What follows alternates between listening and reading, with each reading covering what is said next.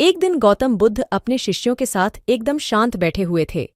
उन्हें इस प्रकार बैठे हुए देख शिष्य चिंतित हुए कि कहीं वह अस्वस्थ तो नहीं है। एक शिष्य ने उनसे पूछा कि आज वह मौन क्यों बैठे हैं? क्या शिष्यों से कोई गलती हो गई है? इसी बीच एक अन्य शिष्य ने पूछा कि क्या वह अस्वस्थ हैं?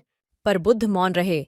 तभी कुछ दूर खड़ा व्यक्ति जोर से चिल्लाया, आज मुझे सभा में बैठने की अनुमति क्यों नहीं दी गई है? बुद्ध आंखें बंद करके ध्यानमग्न हो गए। वह व्यक्ति फिर से चिल्लाया। मुझे प्रवेश की अनुमति क्यों नहीं मिली? इसी बीच एक उदार शिष्य ने उसका पक्ष लेते हुए कहा कि उसे सभा में आने की अनुमति प्रदान की जाए। बुद्ध ने आंखें खोली और बोले, नहीं, वह अछूत है, उसे आज्ञा नहीं दी जा सकती। यह सुनकर शिष्यों को बड़ा आश्चर्य हुआ। बुद्ध उनके मन का भाव समझ गए और बोले, हाँ, वह अछूत है। इस पर कई शिष्य बोले, हमारे आश्रम में जात पात का कोई भेद ही नहीं, फिर वह अछूत कैसे हो गया? तब बुद्ध ने समझाया, आज वह क्रोधित होकर आया है। क्रोध से जीवन की एकाग्रता भंग होती है। क्रोधी व्यक्ति प्राय मानसिक हिंसा कर बैठता है।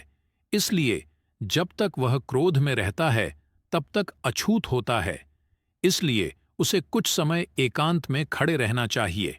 क्रोधित शिष्य भी बुद्ध की बातें सुन रहा था।